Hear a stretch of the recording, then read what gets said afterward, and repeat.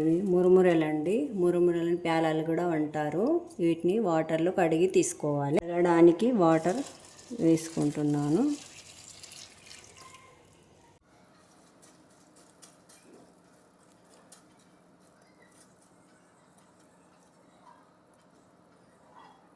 ఒక 2 నిమిషాలు ఇలా నాననండి. నానిన తర్వాత వాటర్ పిండేసుకొని తీసుకుందాము. ఒక 2 నిమిషాలు వాటర్లో ప్యాలాలని నానబెట్టి ఉంచాను కదండి, పిండేసి తీసుకుంటున్నాను. వాటర్ పిండేసి తీసుకుంటున్నానండి.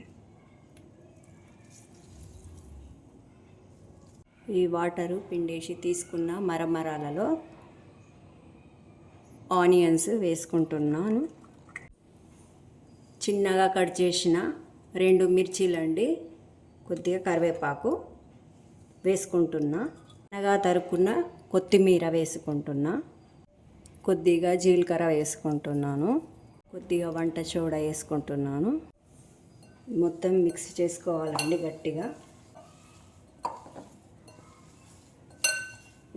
ఇందులోనే కొద్దిగా వరిపిండి వేసుకుంటున్నాను. బియ్యపిండి అండి. వరిపిండి అంటే బియ్యపిండి అండి, రైస్ ఫ్లోర్. కొద్దిగా శనగపిండి వేసుకుంటున్నాను. కొద్దిగా కారం వేసుకుంటున్నాను.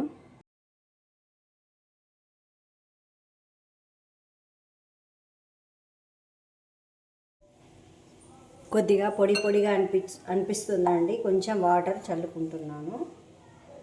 లైట్గా చల్లుకుంటున్నాను వాటరు, ఎక్కువ చల్లుకోవద్దండి.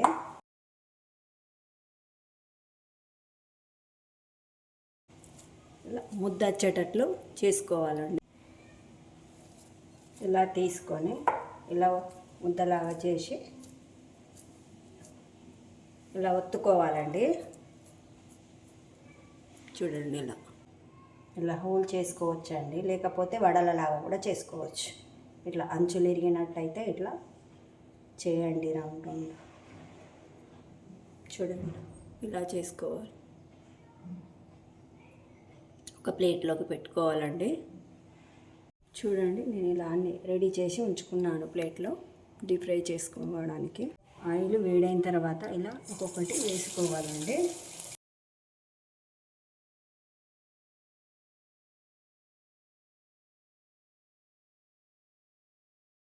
ఆయిల్లో వేసి అంటే టర్న్ చేయొద్దండి, కొద్దిగా ఆగాలి. అది గోలిన తర్వాత కొద్దిగా కాలనివ్వాలండి. ఇలా గోలిన తర్వాత టర్న్ చేసుకోవాలండి.